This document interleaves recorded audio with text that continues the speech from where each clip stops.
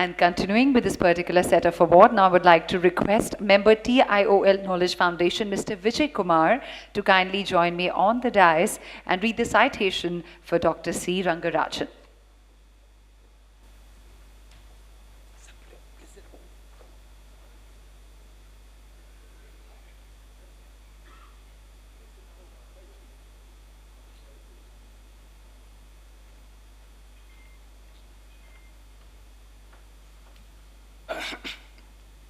Good morning, ladies and gentlemen.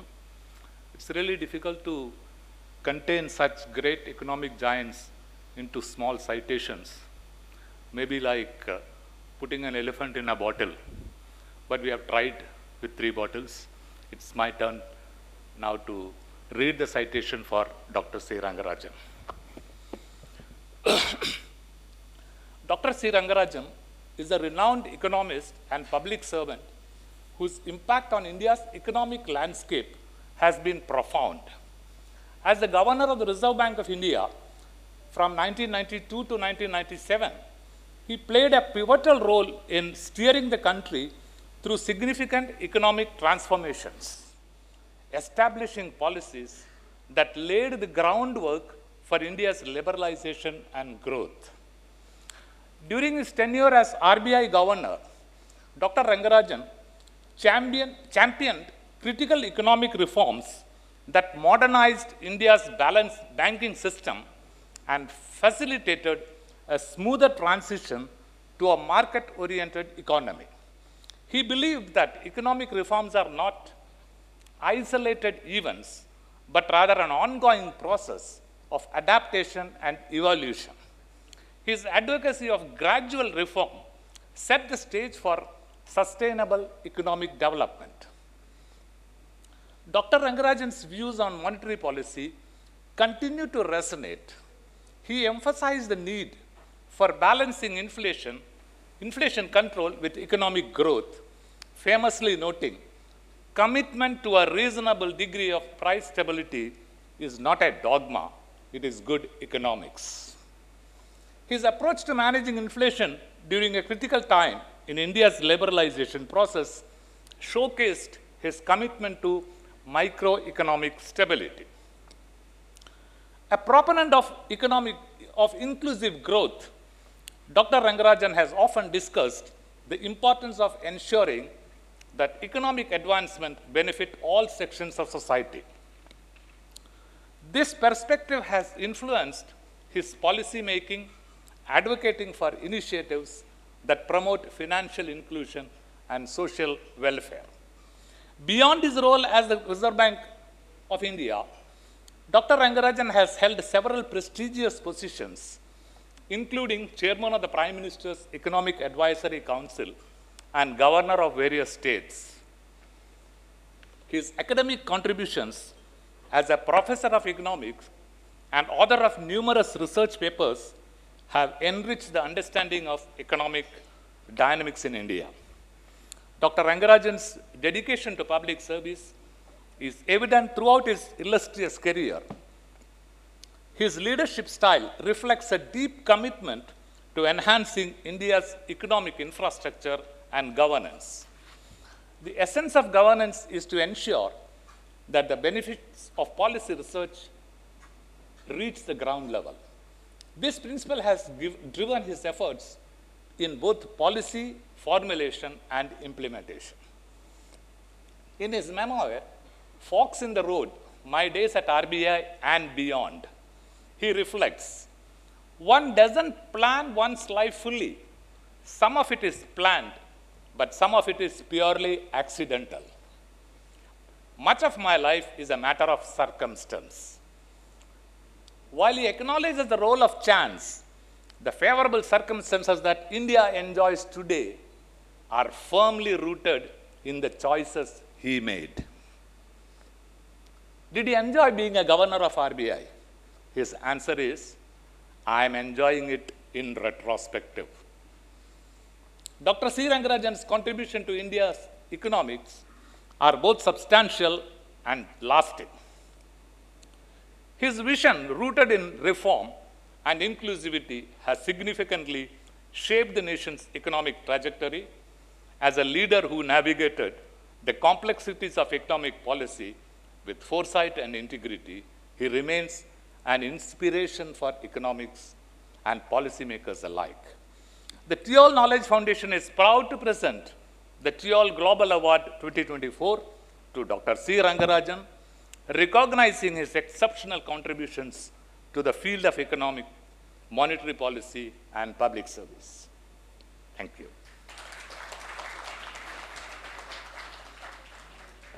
Incidentally, the way he can face any problem, I was just reminding him, when he was the governor of Andhra Pradesh once, a fan in his bedroom fell down, and he just recollects it funnily. Thank you, Mr. Vijay Kumar, for that. And ladies and gentlemen, it's now time to hear from Dr. C. Rangarajan for accepting the award, sir. I'll make the mic come to your seat for you to be more comfortable.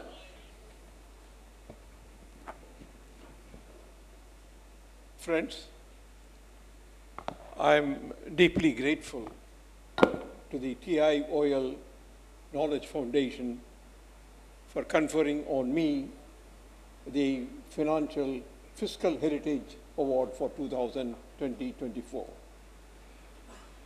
I'm extremely happy to share this award with Dr. Y.V. Reddy, who worked with me for many years and whom I admire for his talent and skills.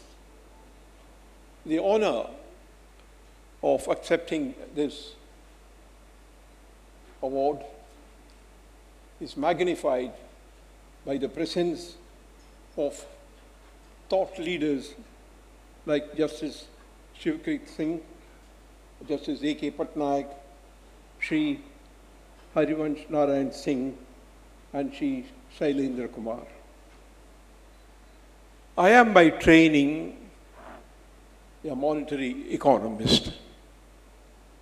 I took many courses in this area and in macroeconomics at the University of Pennsylvania more than 6 decades ago. It was at this time I studied under Professor Bob Summers, father of Larry Summers.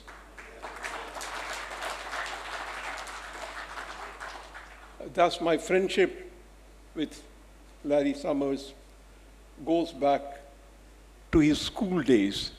I thought it was high school days, but he corrected me. No, it was less than high school. It was the school days. I warmly congratulate Larry on the award that he has received this morning. And this is just one among an array of awards he must have received. And I'm happy I could be present here. There is a close relationship between monetary policy and fiscal policy. The tangency point is public borrowing. When governments try to borrow more than what the market will absorb, part of the problem devolves on the monetary authority. Creating or making the central bank create more reserve money and with the consequent impact on inflation. What finally happens depends upon the institutional framework that prevails in a particular country. In fact, one president of the United States said or compared the government to the alimentary canal of a child with voracious appetite at one end and no control at the other. Fiscal dominance is a situation that prevails in many countries. Such a situation prevailed in India also up to the end of 1980s and more particularly in the 1980s. The Indian banking system had a system under which the banks were required to invest a certain proportion of their deposits in government securities. We call it statutory liquidity ratio. By raising the statutory liquidity ratio from time to time, what was facilitated was larger and larger subscription of bank deposits into government securities, facilitating larger borrowing by the government. But in addition to it, because of the mandatory lending on the part of the commercial banks, the rate of interest was also maintained at a lower level, much lower level than what the market will demand. That is why, in the middle 1980s, the Chakravarti Committee, of which I wrote a great deal of the report, stipulated that the RBI and the government must come to an understanding at the beginning of each year how much reserve money will be created, and therefore how much money supply will also be created. And the report used the income elasticity of demand for money. Those were the days of monetary targeting, income elasticity of demand for money, and provided a basis for fixing up the money supply growth. There is also another aspect of the monetary and the fiscal system in India, very peculiar to India. Under that system, whenever the cash balance of the government of India fell below a particular level, then automatically the cash balance will be brought up to the level which existed before. And in order to do that, ad hoc treasury bills were issued in favor of the Reserve Bank of India. And what happens? It's a simple, innocuous agreement between the Reserve Bank of India and the government. But the seemingly innocuous provision essentially meant automatic monetization of the fiscal deficit. One of the things I was privileged to do in the early 1990s was to abolish this particular system, so that the system of automatic monetization of the fiscal deficit will go away. At the same time, there was a move to fix the limit on how much the government can borrow, and that is putting a limit on the fiscal deficit of the government of India. There were a lot of discussions as to where and how to fix the limit, but I believe it was decided to fix the limit at 3% of the GDP as the limit of public borrowing by the government of India.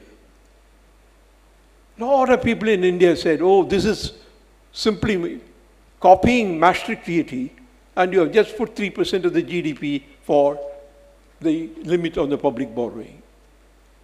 But that's a mistake. What Maastricht Treaty did and what we did in India is totally different. With the act that was passed in 2003, the limit of 3% was only in relation to the government of India.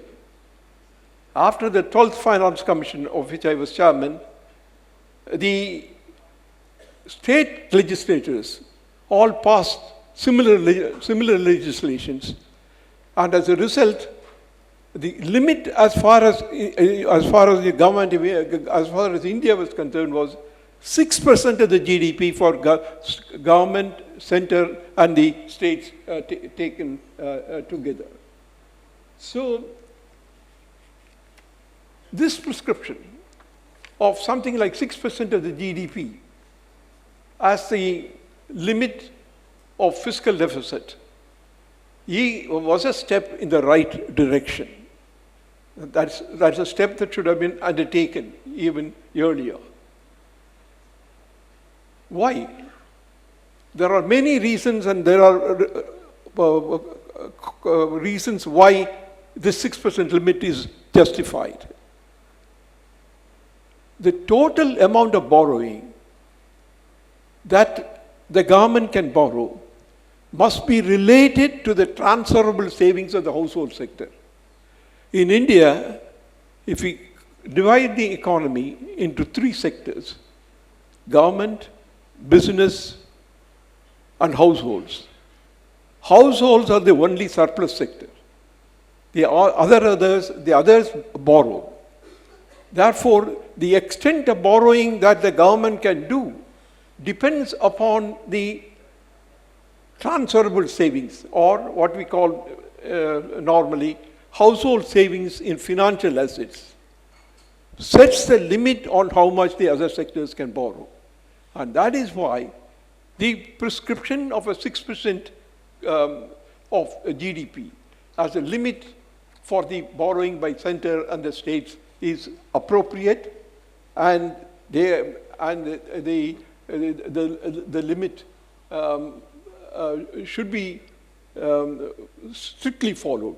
But I must tell you, as far as the government of India is concerned, the FRBM Act has been followed more in breach than in observance. In fact, in the whole period since the Act was passed, there was only 1 or 2 years in which the rule has been followed. In all the other years, the law has not been followed because the law had no teeth. And the law only said that if you do not follow, you provide an explanation to the parliament. Now, explanation to the parliament is something very easy to give. And since so long they have majority in the parliament, that is why they run the government, it's all taken care of. So the point really is, more recently there is also a move to say that let us not put a limit on fiscal deficit. Let us put a limit on what they call the debt-GDP ratio. The debt-GDP ratio limit and the fiscal deficit limit are really one and the same. The only way to reduce the debt-GDP ratio is by reducing the fiscal deficit. That is, fiscal deficit is only public borrowing. Only by reducing the public borrowing, the debt-GDP ratio can also be brought down. So I would say, I wrote an article very recently, stick to fiscal deficit as the appropriate fiscal norm of prudence. I think we should continue with it. There's also one other point, and that's where I will end. The point is, the higher the borrowing, the higher the fiscal deficit, the extent of interest payments to the total payments or to the total revenue keeps on increasing. Give you one number. For the center and states taken together, the average for the last 5 years shows interest payments of the state and the central governments as a proportion of total revenue receipts is 24%. Look at some other country. In Japan, it is 5.5%. In UK, it is 6%. And in the United States, it's somewhere around 8.8%. Therefore, the larger the borrowing, the larger the interest payments, and so long as revenue-raising capacity of the governments is, or the potential is not exploited, let us say, then the ratio of expenditures, the interest payments as a proportion of the revenue receipts will be high. And that is one of the reasons why it should be limited. So these are some of the issues that arise between the relationship between monetary policy and fiscal policy, and there is reason for putting some limit on it. In the literature on policy matters, there is one issue that is talked about a great deal, and that is about rules and discretion. Should the states be governed by rules, or should they be governed? There don't be no rules, but governed by fully discretion. Don't dismiss it as a simplistic argument, so simplistic issue. It is it has been debated from the angle of whether a liberal society is needed or whether a non-liberal society is needed, or whether the rules should dominate or discretion should dominate. I think rules versus discretion is not the appropriate thing. I think the question is rules and discretion. What is really required is rules with discretion. And this should govern both the management of both monetary policy and fiscal policy. I think I should stop here. I was told that I should speak for 10 minutes. Maybe I might have crossed, but I will stop here. But once again, thank the foundation for giving me the award, and I greatly appreciate the gesture. Thank you very much.